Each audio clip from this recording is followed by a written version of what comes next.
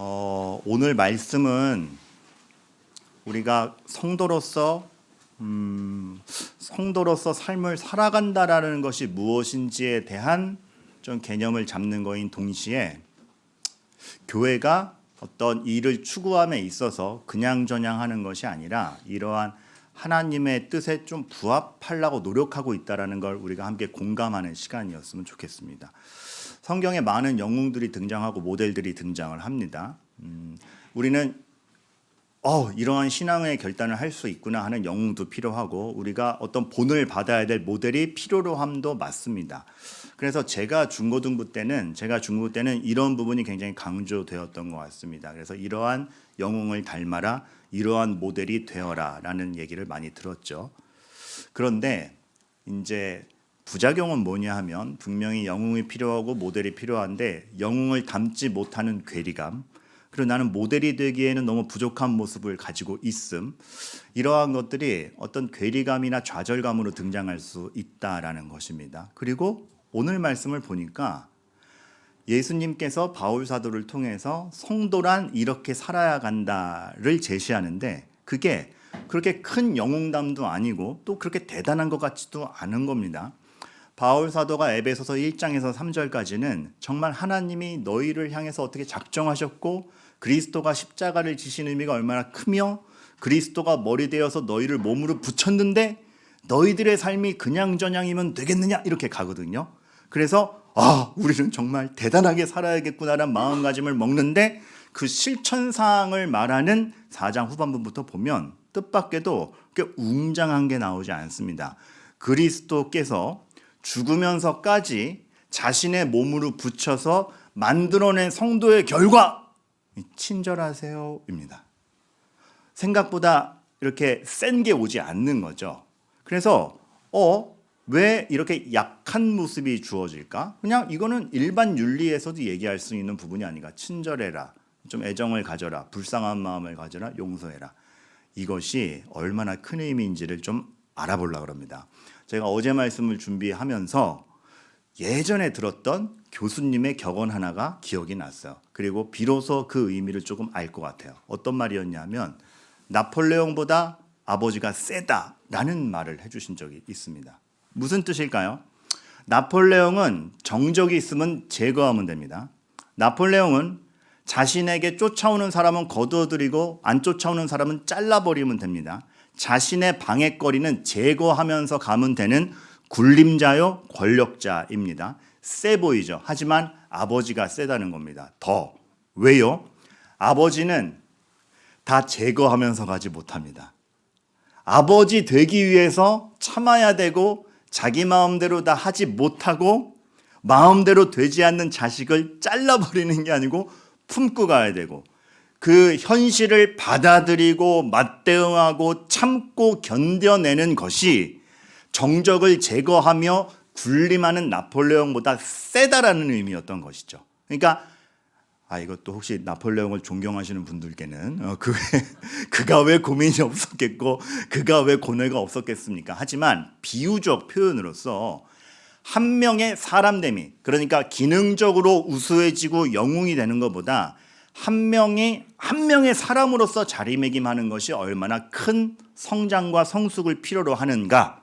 그렇게 봤을 때 주님께서 우리에게 친절하라라고 한 그 일상 중에 그냥 평범한 행동 같은 친절이 우리로 하여금 얼마나 많은 걸 요구하고 많은 은혜가 필요하며 우리가 항상 염두해야 되는 건지를 보여주는 겁니다.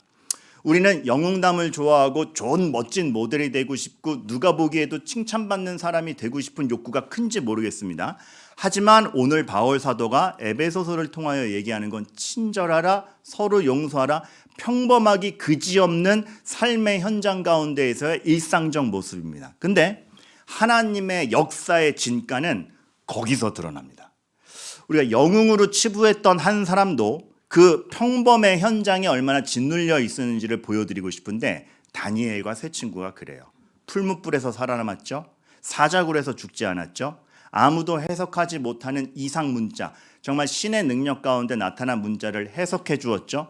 이로 말미암아서 인정받지 아니할 사실 그 정적들 앞에 본인들의 파워가 얼마나 센지를 증명할 수 있는 다니엘과 세 친구였습니다. 그런데 뜻밖에도 풀무불에서 살아남은 다음에 역전이 일어나거나 사자굴에서 살아남은 다음에 정권이 바뀌거나 그 예언을 다 해석해 준 다음에 뭔가 반전이 일어나는 게 아니라 다니엘과 세 친구는 그 뒤에도 계속 여전히 나라 잃은 시민으로 그냥 살아갑니다. 정권이 바뀌거나 다니엘 편 들어주는 사람이 뭐 잘 나가거나 이들이 더 높아지거나 하는 거 없이 다니엘과 세 친구는 그저 그 자리를 계속 지켰고 본인의 나라가 본인의 이스라엘이 복권되지 않았으며 그냥 왕들이 바뀌는 와중에 왕들이 바뀔 때마다 자기들을 증명해야만 되는, 그리고 성실하게 살아서도 모함을 받는데 그 모함 속에서 또 믿음으로 승부해야 되는 그러한 고달픔을 여전히 겪어갔던 것을 우리가 보게 되는 것이죠. 이들은 영웅이라고 하기에는 너무나 현실적 고뇌가 많았고 생각보다 인생의 반전이 없었습니다. 그래서 알게 되는 거죠. 무엇을요? 하나님께서 지금 요구하시는 바는 다니엘이라는 영웅을 통해서 나라를 뒤집어 엎겠다.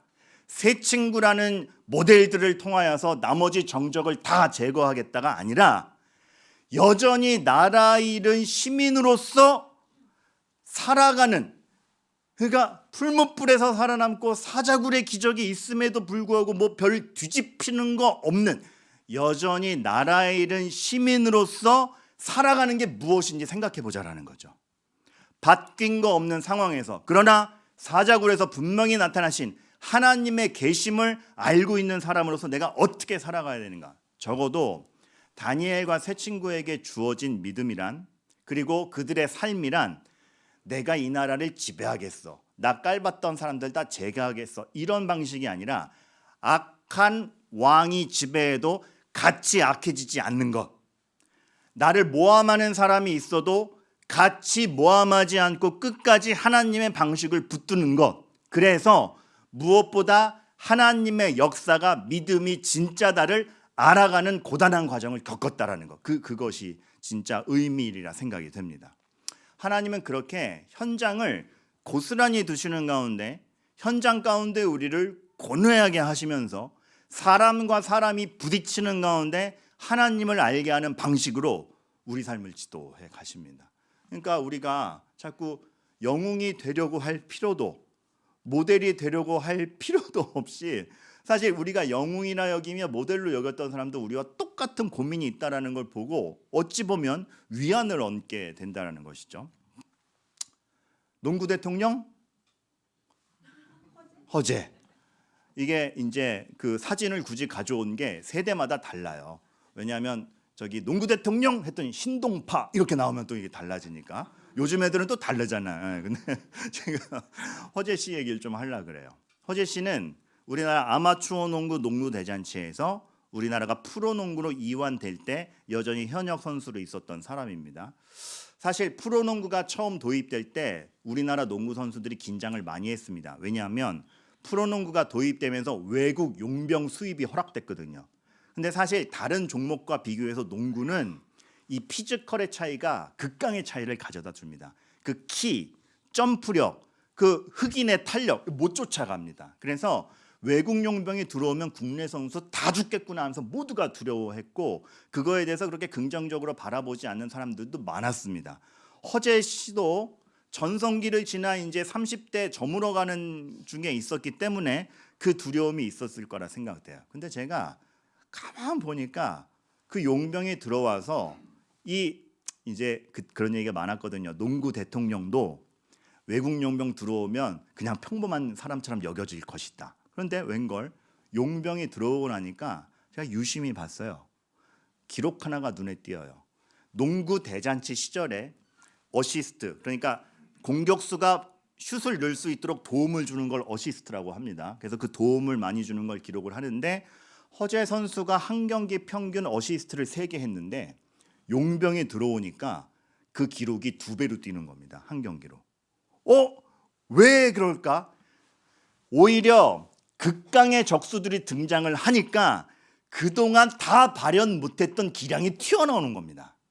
그리고 오히려 극강의 용병들이 들어오니까 전에는 맘대로 못 던지던 걸 맘대로 던져도 뛰어가서 잡아주는 용병이 있으니까 오히려 그게 반전을 일으켜가지고 허재 선수의 기량이 더 올라갔던 이런 기록적 자료가 있고 훨씬 더 신났던 것을 보게 됩니다. 여러분, 하나님 역사의 진가는 이와 같습니다. 우리는 악인은 제거되어야만 할 것 같고 나를 방해하는 요소는 나한테 오면 안 될 것 같은데 그 방해하는 요소 덕분에 하나님의 역사가 더 크다라는 그 진가를 보게 되는 겁니다. 악인이 있기 때문에 그 악인도 돌려놓으시는 하나님의 의의 역사를 보게 되는 겁니다. 원수가 있기 때문에 원수도 사랑하는 게 가능하구나를 보아가는 겁니다. 나를 방해하고 뺨을 때리는 사람이 있기 때문에 오른뺨 맞아도 앙심을 품지 않고 왼뺨 돌려대는 게 가능하구나를 하나님의 역사가 참이구나를 보는 진가들을 보아가는 거죠. 그러니까 우리는 여전히 나라 잃은 시민 같은 그 환경, 나를 답답하게 만드는 거, 반전 없는 우리 삶의 현실에 대해서 좌절하거나 괴리를 느끼거나 영웅을 닮아라, 모델이 되어라, 그게 되어서가 아니라 이 현실 자체를 믿음으로 감내하는 게 참 의미 있는 것이고 하나님이 우리를 거기서 키우고 계시구나를 알면 좋겠습니다. 그리고 또 하나, 이걸로 말미암아서 이러한 삶의 현장들을 통해서 우리가 비로소 알게 되죠. 무엇을요? 우리는 하나님이 반드시 필요하다라는 것을. 다윗은 영웅이기 전에 오늘 주제에 맞추면 살인자요 간음자입니다.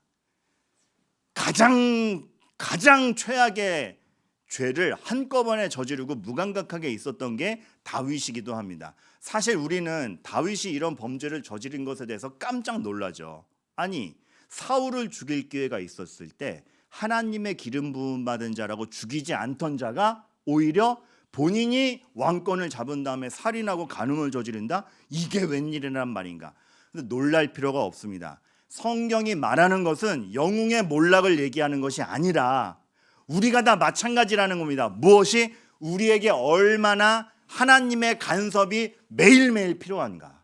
사실 사람의 실력으로는 완전한 영웅이 없으며 완전한 모델이 없으며 우리 삶의 의미가 내가 이만큼 해냈어, 내가 이만큼 잘났어를 보여주는 게 아니라 저에겐 하나님의 은혜와 간섭이 필요합니다를 보여주는 것으로 우리 인생이 다 흘러가고 있는가. 그래서 성경은 이것이 다윗의 흠집이다로 기록하기보다는 그러나 하나님께서 어떻게 회복시키시고 그렇기 때문에 우리에게 얼마나 하나님이 필요하며 우리가 하나님 없이는 안 될 인생인가. 근데 그 하나님이 우리를 위하여 죽기까지 하시니 우리 인생은 얼마나 정말 은혜 가운데 있는가를 몇 배로 알게 하는 거죠.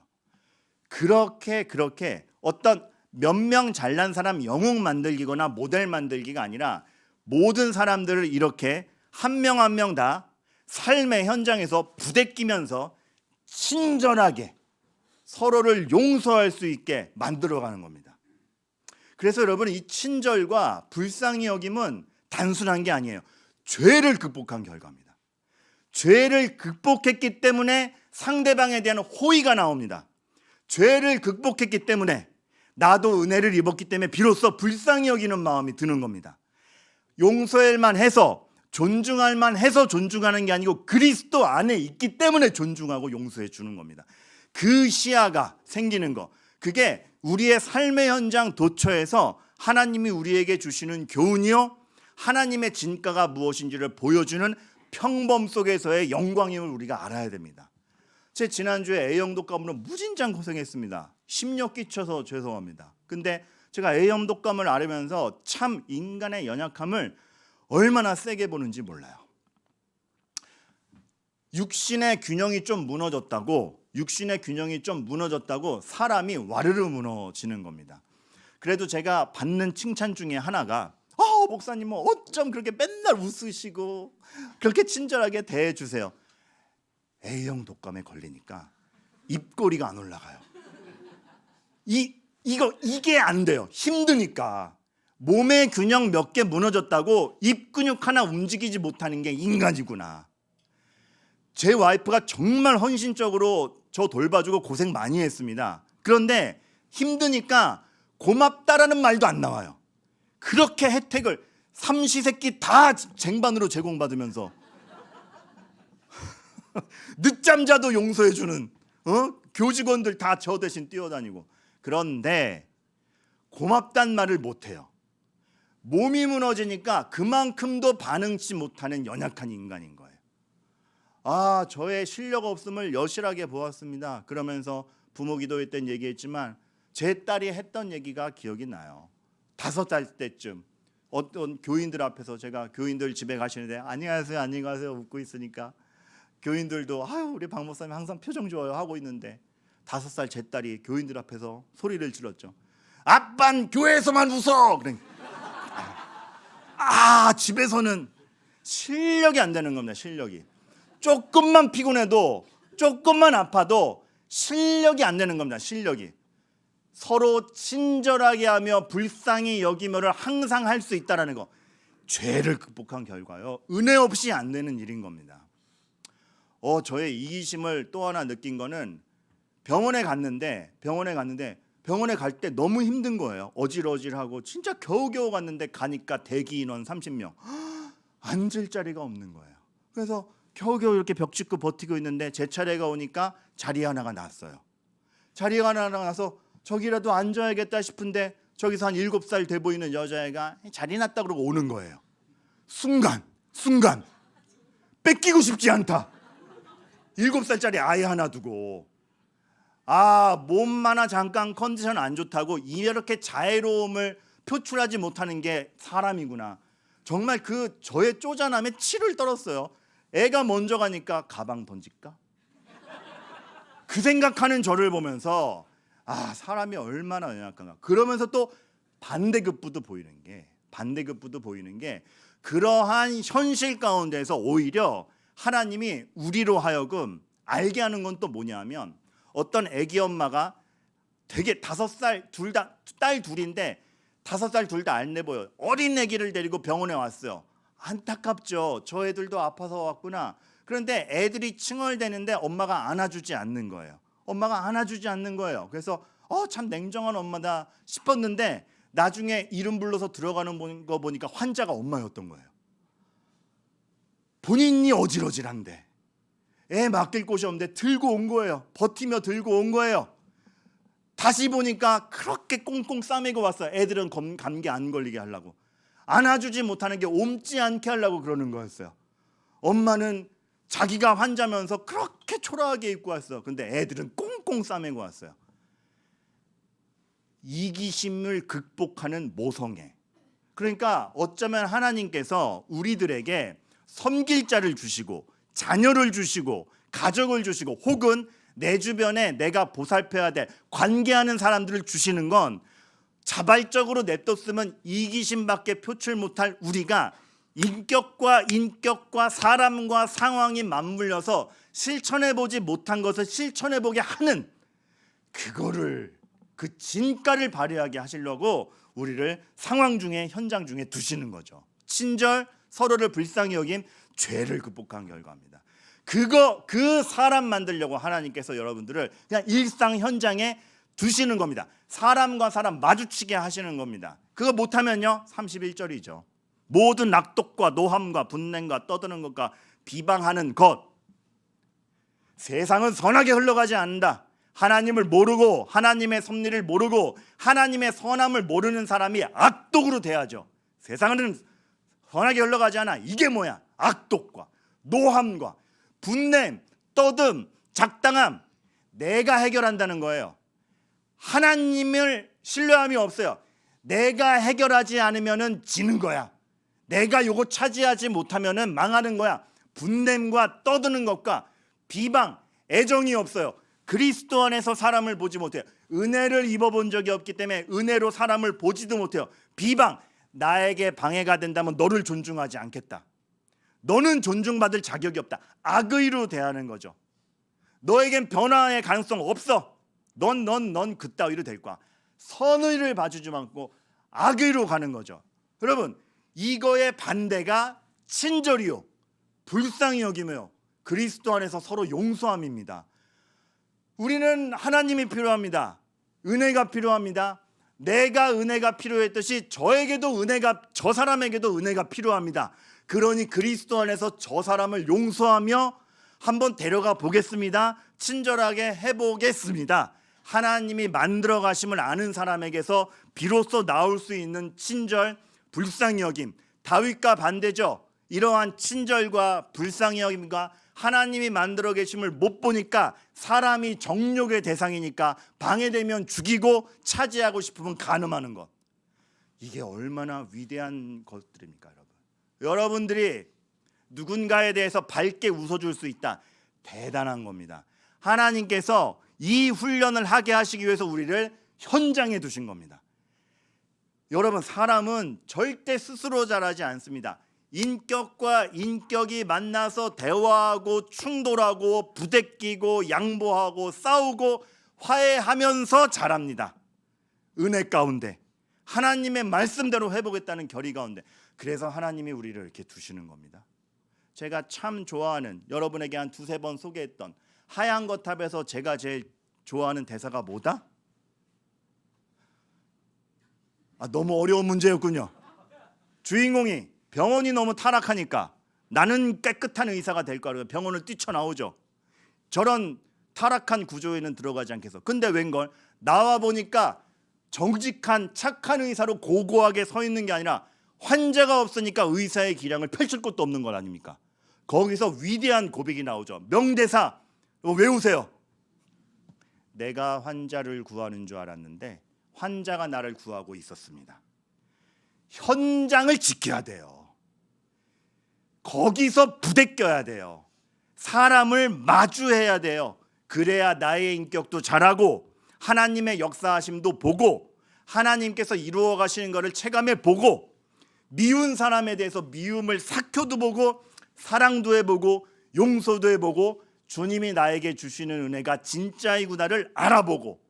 그래서 여러분들 그 현장이 하나님이 살아 계심을, 마치 다니엘이 사자굴에 들어가서도 사자에게 물리지 않고 내가 지금 나라 잃은 너희들에게, 믿음의 사람들에게 여전히 있다를 증명해 주듯 이 다사다난한 현장 가운데서 우리는 오늘도 예배를 하며 하나님 살아계심을 증거하는 겁니다. 그래서 예배가 중요해요. 여러분, 이 예배는요 여러분들이 목숨 걸고 하셔야 될 게, 이 시간 하나님이 계심을 믿습니다라고 전력을 다해 찬양해야 되는 게, 정말 소리질러 아뢰야 되는 게 사자굴 가운데에서 너희 살리고 있다를 증명하는 또 다른 현장이기 때문에 그렇습니다. 그리고 그런 사자굴에서 보호만 하시는 게 아니라 사자굴에서 나왔을 때 또 똑같이 악한 왕을, 자기를 모함하는 사람을 맞닥뜨릴 때 거기서 믿음을 갖고 살아가는 게 무엇인지를 알게 하세요. 그래서 여러분, 저는 교회에 그래서 소그룹이 있는 겁니다.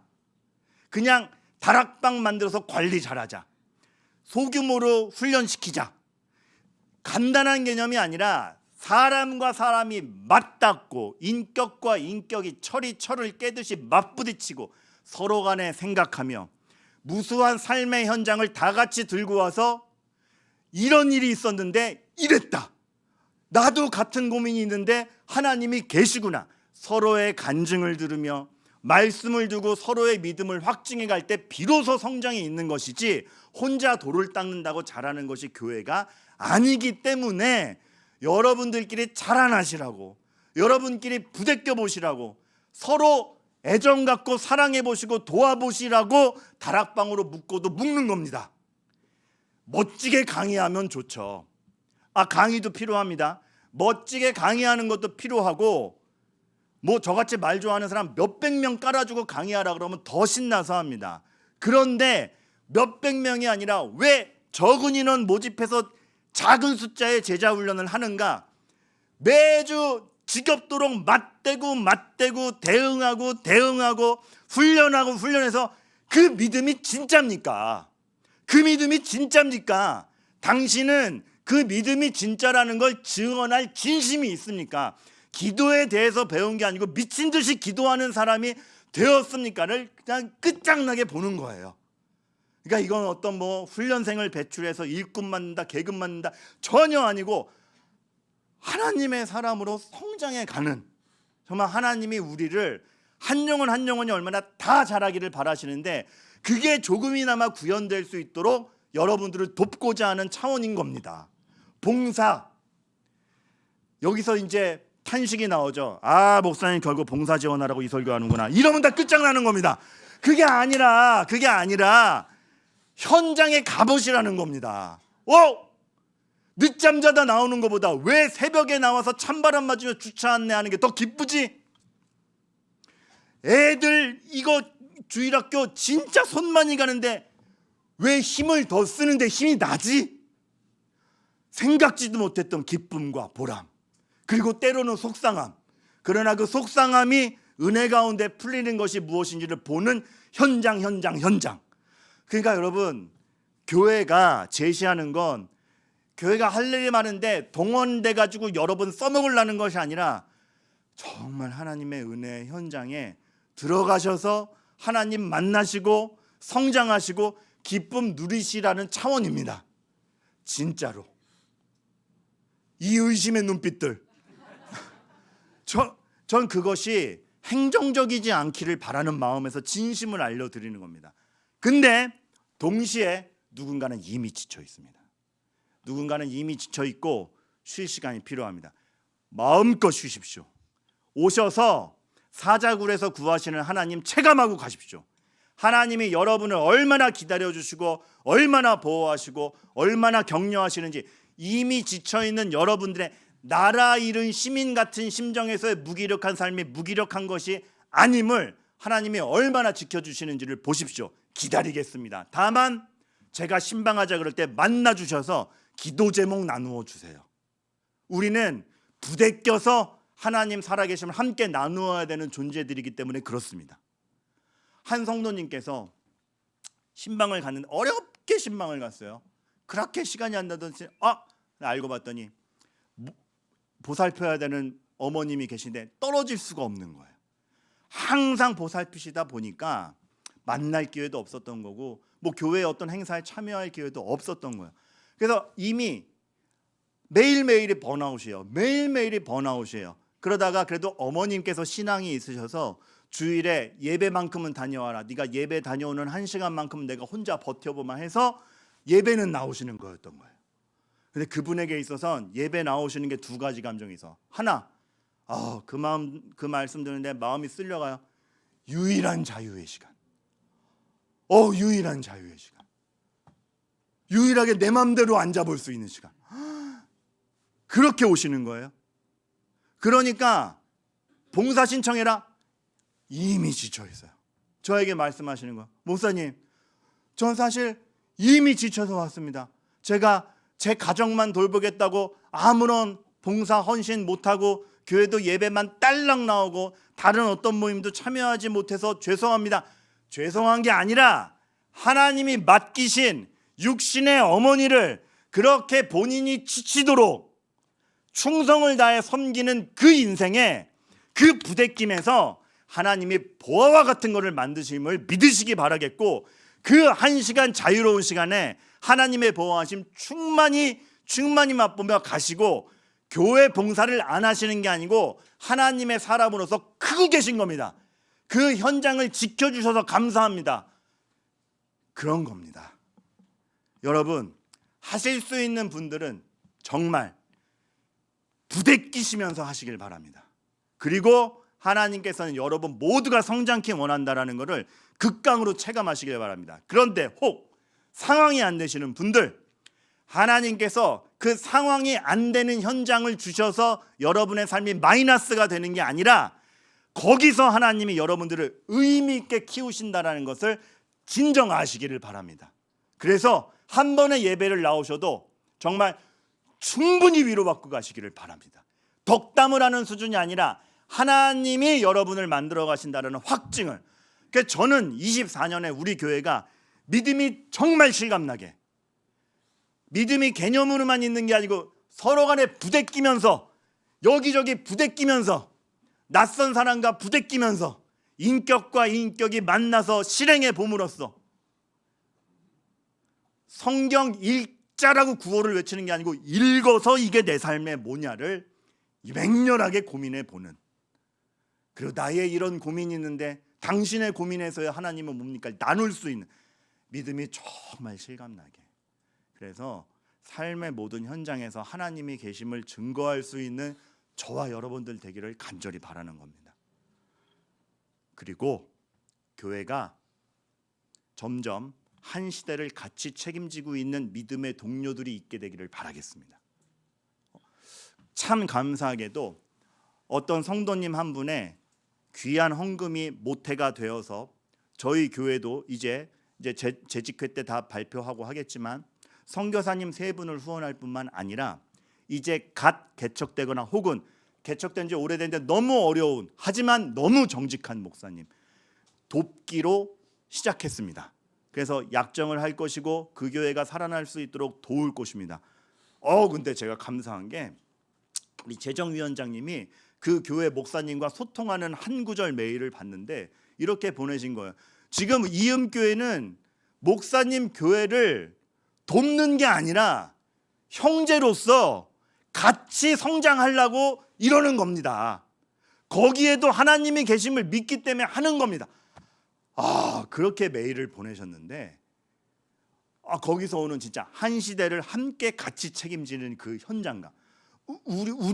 우리가 정말 참 교회라면 그렇게 흘려보내고 그렇게 그러니까 말하자면은 우리의 성장이 누군가의 흘려보냄으로써 그게 선교적 교회일 겁니다.